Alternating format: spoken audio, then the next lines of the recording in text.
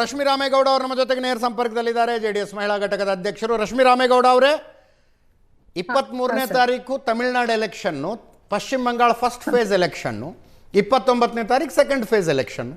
ಅದರ ಮಧ್ಯದಲ್ಲಿ ಸಂಸತ್ತಿನ ಒಂದು ವಿಶೇಷ ಅಧಿವೇಶನ ನಡೀಬೇಕಾಗಿತ್ತು. ನಂಬರ್ಸ್ ಇರಲಿಲ್ಲ, ಮಸೂದೆಗೆ ಸೋಲಾಗಿದೆ. ಈಗ 23, 29 ಎರಡು ಫೇಸಿನ ಚುನಾವಣಾ ಪ್ರಚಾರಕ್ಕೆ ಇದೊಂದು ಅವಕಾಶ ಆಯಿತು. ಸರ್, ಇದನ್ನ ಚುನಾವಣಾ ಪ್ರಚಾರಕ್ಕೆ ಅವಕಾಶ ಅಂದ್ರೆ 70 ವರ್ಷದ ದೇಶನ ಆಡಳಿತ ಮಾಡಿದ್ರು.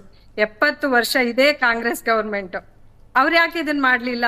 ಈಗೇನ್ ಮೋದಿ ಸರ್ಕಾರ 2010ರಲ್ಲಿ ನಂಬರ್ಸ್ ಕಾರಣಕ್ಕಾಗಿರ್ಲಿಲ್ಲ. ಅದು ಅಲ್ರಿ, ನಿಮ್ ಪಕ್ಷದಲ್ಲೇ ಈಗ ಕರೆಮ್ಮ ನಾಯಕ್ ಬಿಟ್ರೆ, ಅವಾಗ್ಲೇ ಅದು ಅವಕಾಶ ಮೇಡಮ್ ನಿಮ್ ಪಕ್ಷದಲ್ಲಿ ಕರೆಮ್ಮ ನಾಯಕ್ ಅವ್ರನ್ನ ಬಿಟ್ರೆ ಒಕ್ಕಲಿಗ ಬಾಹುಳ್ಯ ಕ್ಷೇತ್ರದಲ್ಲಿ ಯಾವ ಮಹಿಳೆಯರಿಗೆ ಟಿಕೆಟ್ ಕೊಟ್ರು? ನೀವು ಜೆಡಿಎಸ್ ಮಹಿಳಾ ನಾಯಕರು ಬಾಯಿ ಬಿಡ್ಲಿಲ್ಲ. ಕರ್ನಾಟಕದಲ್ಲೇ ನಿಮ್ದೇ ಮಿತ್ರ ಪಕ್ಷ ಬಿಜೆಪಿಯ ಸರ್ಕಾರ ಇದ್ದಾಗ ಶಕುಂತಲಾ ಶೆಟ್ಟಿ ಎಲ್ಲ ಇದ್ರಲ್ಲ, ಒಬ್ಬರನ್ನೂ ಮಂತ್ರಿ ಮಾಡಲಿಲ್ಲ. ಆಗ ಯಾರು ಪ್ರಶ್ನೆ ಎತ್ತಲಿಲ್ಲ.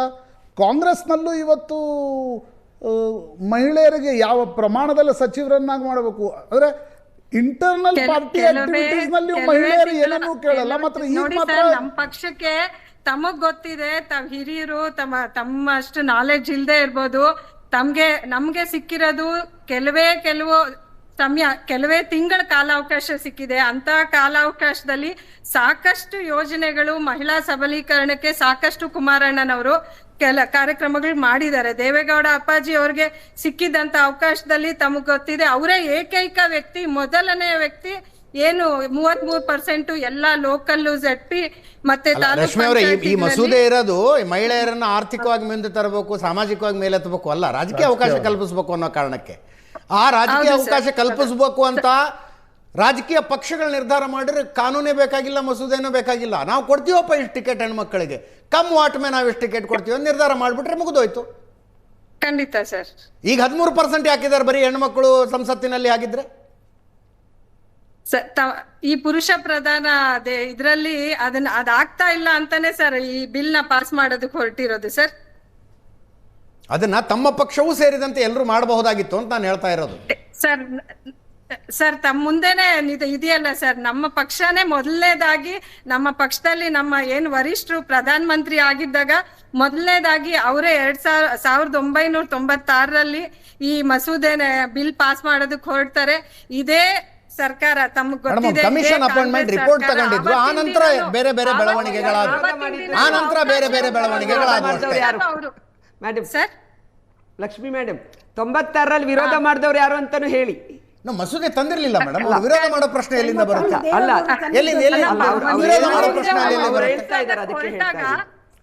ಇದೇ ಕಾಂಗ್ರೆಸ್ ಸರ್ಕಾರ, ತೇಜಸ್ವಿನಿ ಮೇಡಮ್ ಕಾಂಗ್ರೆಸ್ ಸರ್ಕಾರ ಜೊತೆಲಿ ಇದ್ದಾಗೆ ಯಾರು ಸಹಾಯಕ್ಕೆ ಬರ್ಲಿಲ್ಲ, ಯಾರು ಈ ಮಸೂದೆ ಮಂಡನೆ ಮಾಡೋದಕ್ಕೆ ಒಪ್ಲಿಲ್ವಲ್ಲ ಮೇಡಮ್. ಅವಾಗ ಪ್ರಮೀಳಾ ನೇಸರ್ಗಿ ಅವರೇ, 2029ರಲ್ಲಿ ಆಗಲ್ಲ, 2034ರಲ್ಲಿ ಆಗುತ್ತೆ. ಆಗ್ಲೇಬೇಕು. ಅವಾಗ ಅರ್ಥ ಆಗಿಲ್ಲ. 2029 ಲೋಕಸಭಾ ಚುನಾವಣೆಗೆ ಇದು ಆಗೋದಿಲ್ಲ, 2034ರಲ್ಲಿ ಆಗುತ್ತೆ ಅಂತ. ನಾನು 29, 34 ನಮ್ಮ ಚಿಂತೆ ಅಲ್ಲ. ಯಾವಾಗಾದ್ರೂ ಎಲೆಕ್ಷನ್ ಆಗಲಿ, ಇನ್ನು ಮುಂದೆ ಯಾವುದಾದ್ರೂ ಎಲೆಕ್ಷನ್ ಆದರೆ ನನ್ನ ಪ್ರಕಾರ ಈಗಿನ 23ನೇ ಈಗ ಅಮೆಂಡ್ಮೆಂಟ್ ತಂದಿದಾರಲ್ಲ, ಹೇಳಿದ್ದಾರೆ ಕಾಂಗ್ರೆಸ್ ಇದು 33% ರಿಸರ್ವ್ ಮಾಡಿದ್ದೀವಿ ಅಂತ.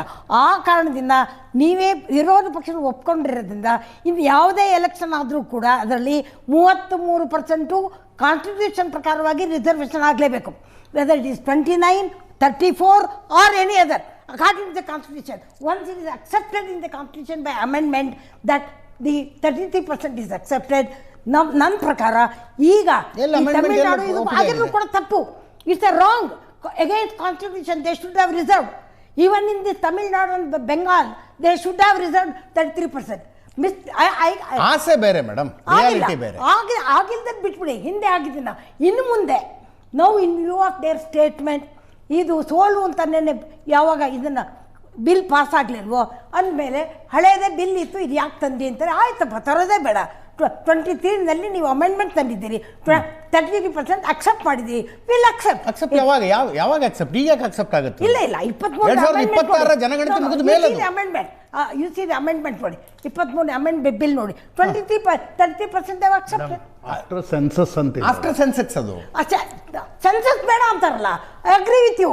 ಅವ್ರು ಏನಂತಾರೆ, ಡಿಲಿಮಿಟೇಷನ್ ಬೇಡ, ಸೆನ್ಸಸ್ ಯಾತಕ್ಕೆ ಬೇಕು? Census is required for caste only. That's why I told you, ಜೆಂಡರ್ಗೆ ಸೆನ್ಸಸ್ ಬೇಕಾಗಲ್ಲ, ಕ್ಯಾಸ್ಟ್ ಮಾತ್ರ ಸೆನ್ಸಸ್ ಬೇಕು. ಶೆಡ್ಯೂಲ್ ಕ್ಯಾಸ್ಟ್, ಬ್ಯಾಕ್ವರ್ಡ್ ಕ್ಲಾಸ್, 543 ಕ್ಷೇತ್ರಗಳ ವಿಮೆನ್ ಇಟ್ ವಾಂಟ್ ಕಮ್. 543 ಕ್ಷೇತ್ರಗಳನ್ನು 850 ಕ್ಷೇತ್ರ ಮಾಡ್ಬೇಕಂದ್ರೆ ಇರುವ ಕ್ಷೇತ್ರಗಳ ಮಧ್ಯದಲ್ಲಿ ಕಾರ್ವ್ ಔಟ್ ಮಾಡ್ಬೇಕಲ್ಲ. ಸೆನ್ಸಸ್ ಅಲ್ಲಿ ಹೆಂಗ್ ಮಾಡ್ತೀರ ಅದನ್ನ? ಇಲ್ಲ, ಒಂದು ಪಾಯಿಂಟ್ ಸೇರಿಸ್ತೀನಿ ಅಜಿತ್ ಸರ್. ಅಜಿತ್ ಸರ್, ಸಮಯ ಮುಗಿದಿದೆ. ಥ್ಯಾಂಕ್ ಯು ಸೋ ಮಚ್ ಎಲ್ರಿಗೂ. Thank you Prashanth. ಇದರೊಂದಿಗೆ ಇವತ್ತಿನ ಲೆಫ್ಟ್ ರೈಟ್ ಹ್ಯಾಂಡ್ ಸೆಂಟರ್ ಮುಗಿಸ್ತಾ ಇದ್ದೀವಿ. ನೇರ ದಿಟ್ಟ ನಿರಂತರ ಸುದ್ದಿಗಾಗಿ ನೋಡ್ತಾ ಇರಿ ಏಷ್ಯಾನೆಟ್ ಸುವರ್ಣ ನ್ಯೂಸ್.